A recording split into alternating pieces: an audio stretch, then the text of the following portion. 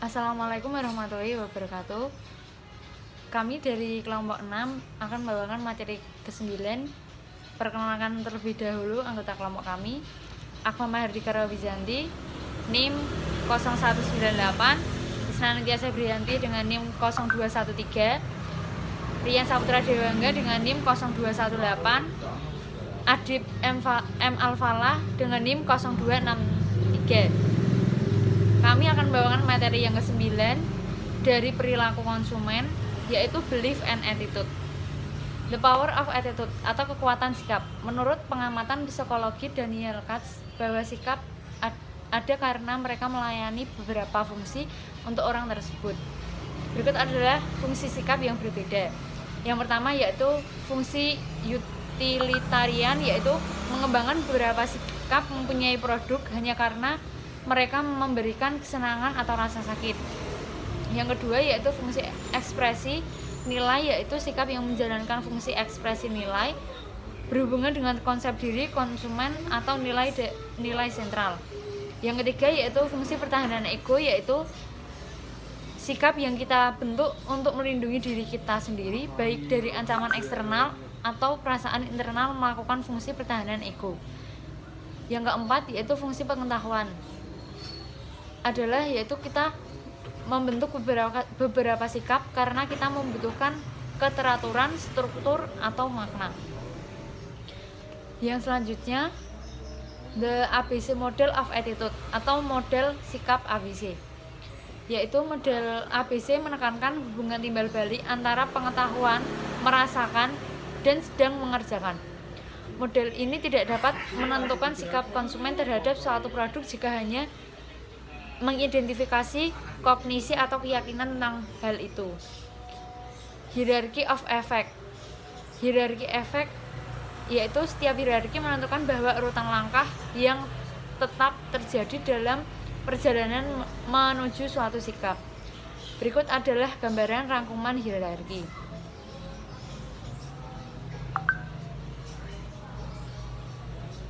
Yang teratas sendiri ada hierarki keterlibatan tinggi, yaitu dari pengertian, kemudian mempengaruhi, kemudian ke perilaku, yaitu sikap berdasarkan pemrosesan informasi. Yang kedua ada hierarki keterlibatan rendah, dari pengertian, kemudian ke perilaku, kemudian mempengaruhi, yaitu sikap berdasarkan proses belajar perilaku. Yang terakhir ada hierarki pengalaman, terjadi dari mempengaruhi perilaku ke pengertian. Sikap ini berdasarkan konsumsi hedonis.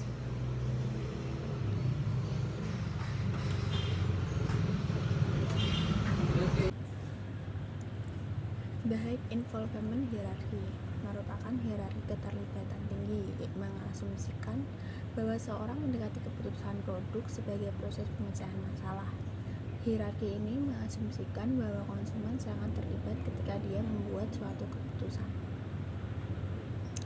The Low Involvement Hierarchy efek keterlibatan rendah mengasumsikan bahwa konsumen pada awalnya tidak memiliki preferensi yang kuat untuk satu merek di atas yang lain.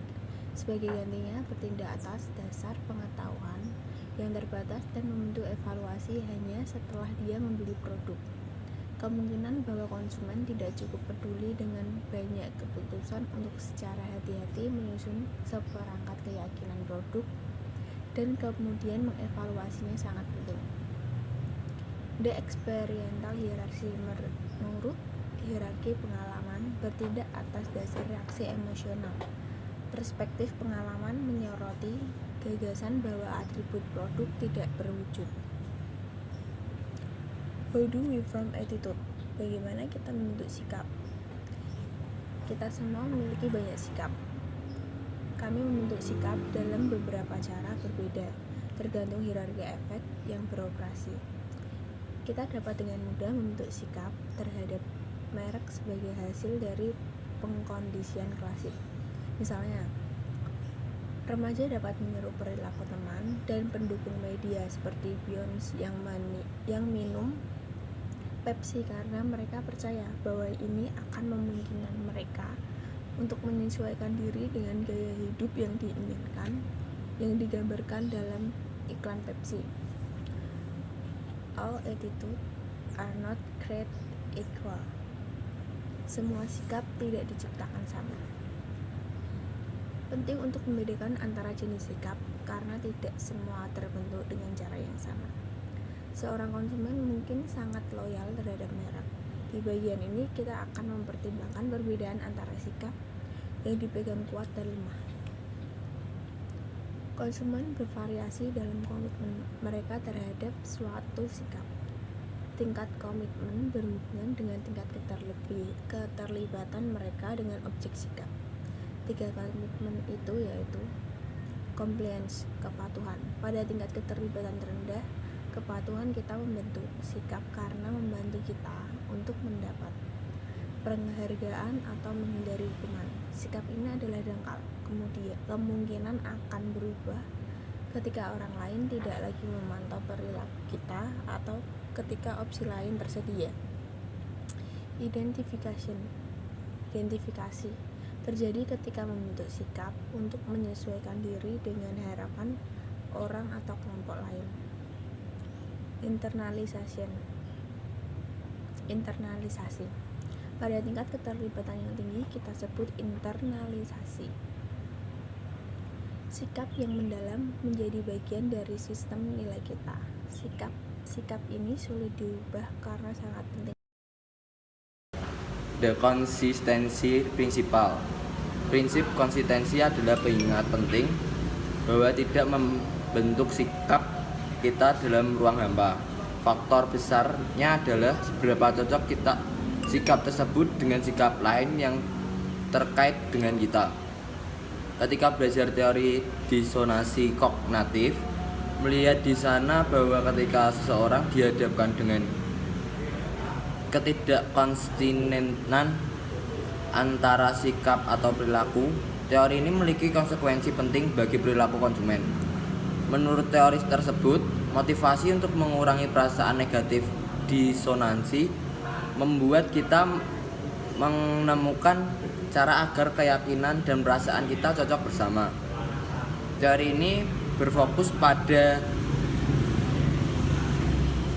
situasi di mana 2 elemen kognitif berbenturan.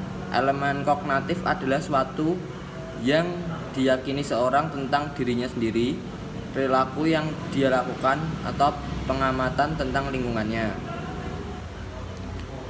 Self-perception theory.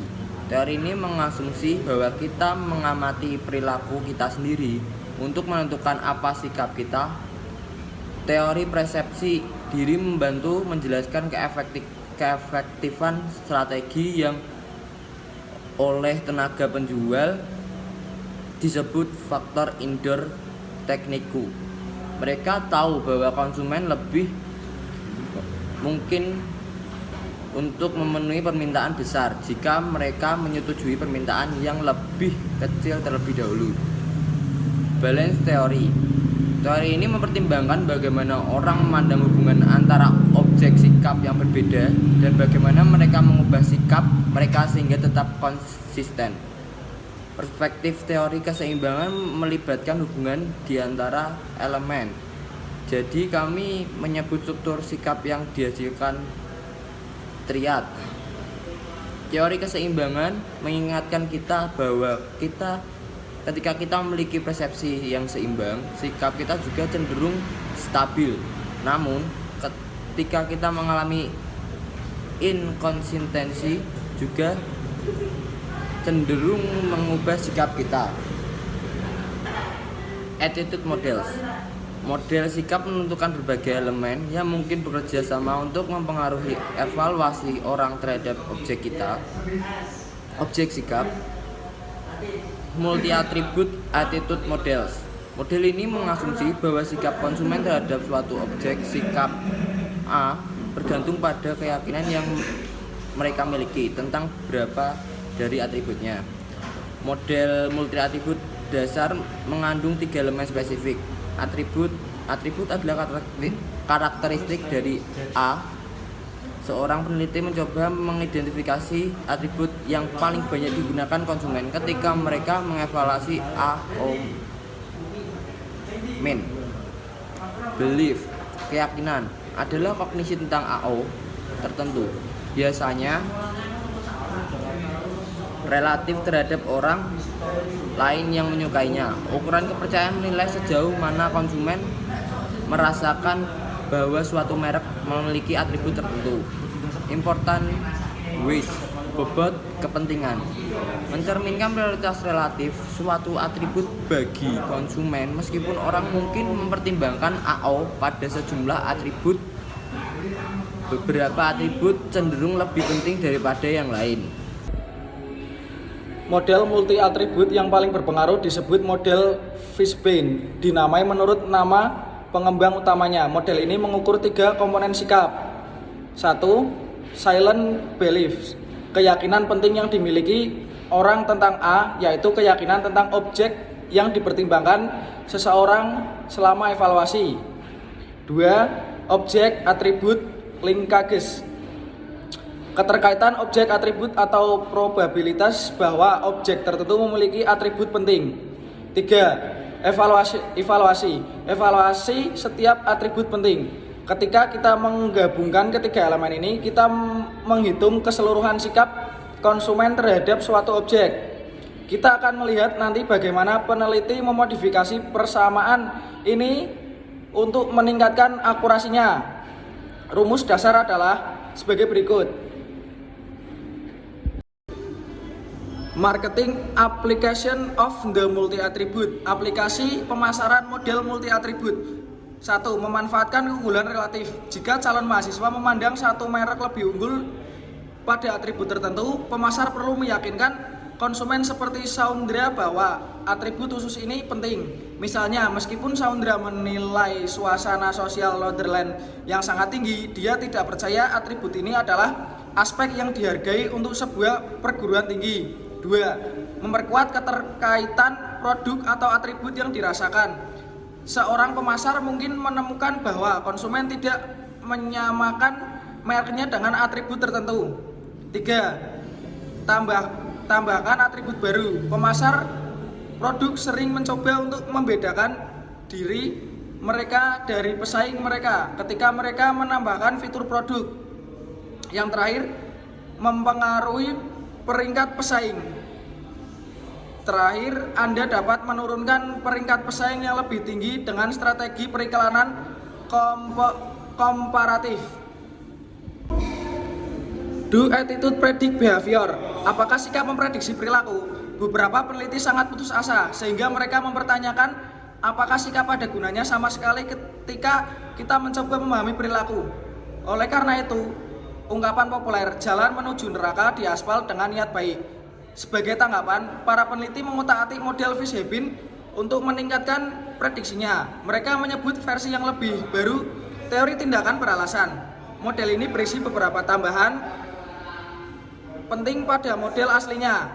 Dan meskipun modelnya masih belum sempurna, model ini melakukan pekerjaan prediksi yang lebih baik. Intention versus behavior, niat versus perilaku. Sikap memiliki arah dan ketakutan. Seorang mungkin menyukai atau tidak menyukai objek sikap dengan berbagai tingkat keyakinan. Sangat membantu untuk membedakan antara sikap yang kita pegang teguh dan sikap yang lebih dangkal. Terutama karena seseorang yang memegang sikap dengan keyakinan yang lebih besar lebih mungkin untuk bertindak di atasnya.